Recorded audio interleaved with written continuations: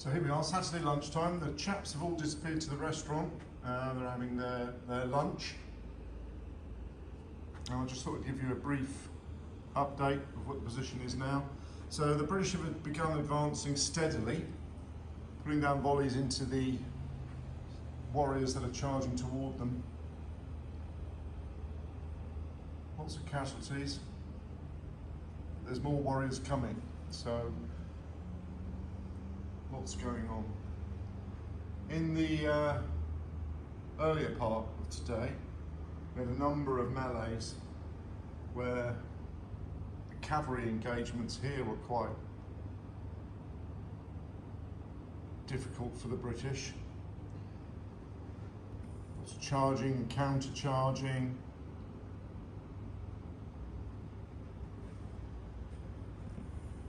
Lots of activity with the British really seeing the worst part of it. There's a number of morale tests, that's what the red dice indicate, which can be unfortunate for the people taking those tests. But there were repeated charges against the infantry as well, which caused mayhem amongst the Indian cavalry. A number of warrior bands charging through were being shot by the British line infantry. The sepoys on the hill stopped to charge with a large war band that's now been wiped out. And the general here on his elephant was doing his best to keep his troops animated and in the fight. So lots going on there. There's quite a few of the British cavalry has actually been seen off the battlefield. You've got a bit of a drubbing from the masses of Indian cavalry.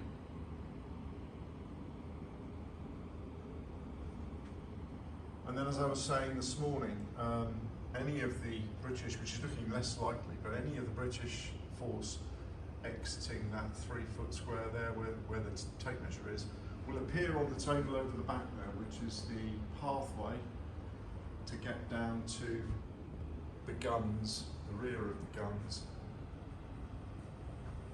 from the city, which is this area over here. So they'll come into this 3-foot gap just here. The city is being repeatedly assaulted now, and they've now got 2 breaches in the one section there, so there's a huge hole appearing. And in this corner piece, there's another large breach. So the Indians are managing to get in through the breach, but they are being repulsed by the British troops that are holding this corner. Those British troops are taking some casualties, but they appear to be somewhat light. So there's only 1 casualty dice on there. And the British infantry there with the blue havelocks.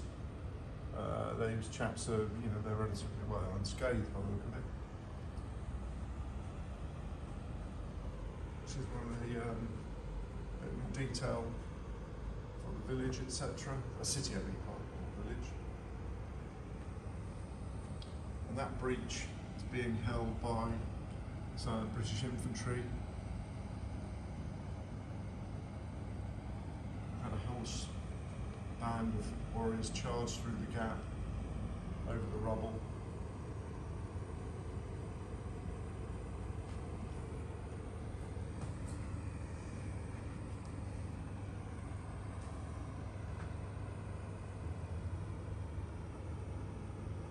And the white cards are the commands of the various troops, which lists the formation, exactly what's in the formation.